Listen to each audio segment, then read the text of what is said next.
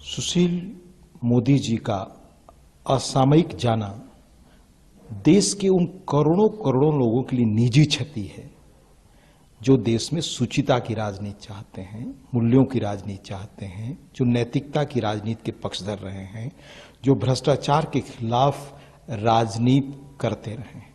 मेरी निजी क्षति भी है, हमारी श्रद्धांजलि। मैं कहना चाहूंगा कि पिछले 5 दशकों से वो भारतीय राजनीति में थे। वो शायद विरले व्यक्ति थे जो चारों सदनों के सदस्य रहे थे, विधानसभा, बिहार विधानसभा, बिहार विधान परिषद, लोकसभा और राज्यसभा। वह 3 बार डिप्टी सीएम रहे बिहार के। लंबे समय तक वह वित्त मंत्री रहे बिहार के। देश के वित्त मंत्रियों का जो काउंसिल है, जीएसटी काउंसिल, उसके भी अध्यक्ष रहे। तो श्रेष्ठ विधायी काम करने वाले, यानी बेस्ट पार्लियामेंट्रियन।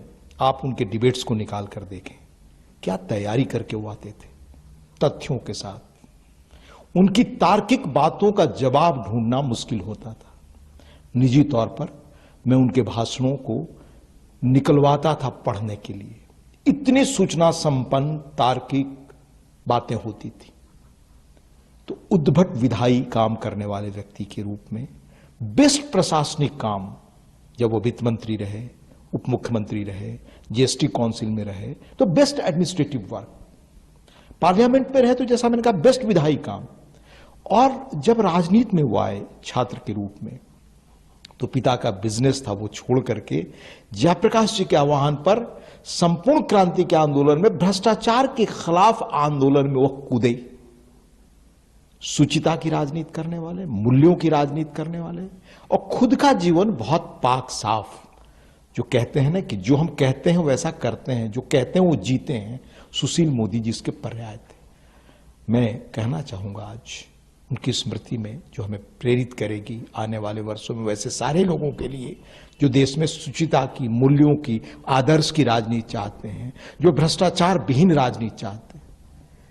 जयप्रकाश जी की राजनीति का मुख्य नारा था भ्रष्टाचार उन्मूलन, भ्रष्टाचार के खिलाफ संपूर्ण क्रांति, व्यवस्था बदलाव की बात।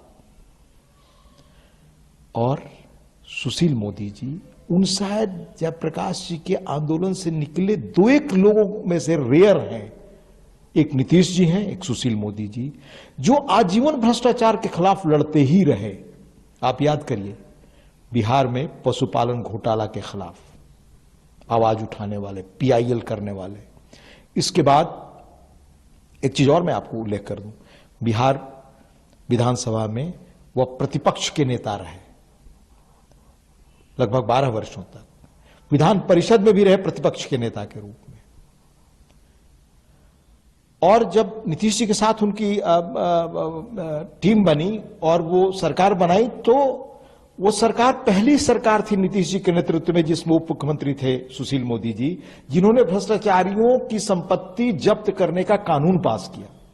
पर जब वो विपक्ष में रहे तो भ्रष्टाचार के जितने बड़े प्रकरण उनके सामने आते थे, उनको तथ्यगत सामने लाने का काम अकेले उन्होंने किया, प्रमाण के साथ, उसके कागजात के साथ, कानूनन बातों को रखने का काम। ये खूबी, ये क्षमता उन्हीं में थी कि कैसे कंपनियां बना करके बड़े भ्रष्टाचार राजनीतिक लोग करते हैं कि कंपनी खरीद ली 5-7-8 लाख में, उसके तहत आपको 250-300 करोड़ का घर मिल जाता। ये सारे मामले उन्हीं के उठाए गए हैं जो आज भारतीय राजनीति में और बिहार समेत कई जगहों पर निर्णायक है।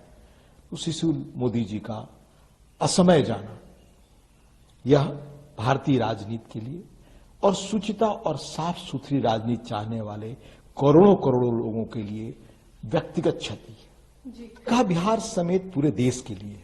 और जैसा उल्लेख किया, बिहार में तो भ्रष्टाचार की मुहिम पर जितनी तार्किक बातें और लंबे समय तक उसको लगातार सामने लाने का काम, उन्होंने किताब भी इस पर लिखी है, उन्होंने अकेले किया। इस बात के लिए वो हमेशा याद किए जाएंगे। और आज की तारीख में उस तरीके से तैयारी करके, जैसा मैंने कहा, चाहे उनका आप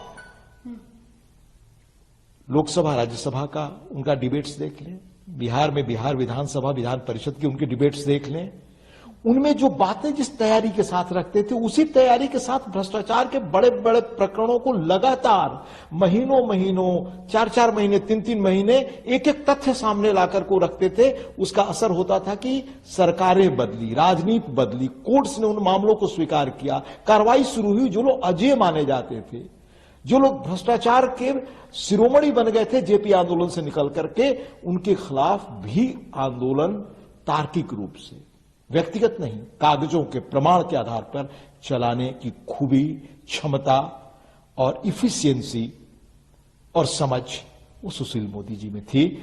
उस रूप में बिहार की राजनीति में इस तरह से तैयारी के साथ चीजों को सामने लाने वालों की जो संख्या है, उसमें उनका न रहना भारी क्षति है।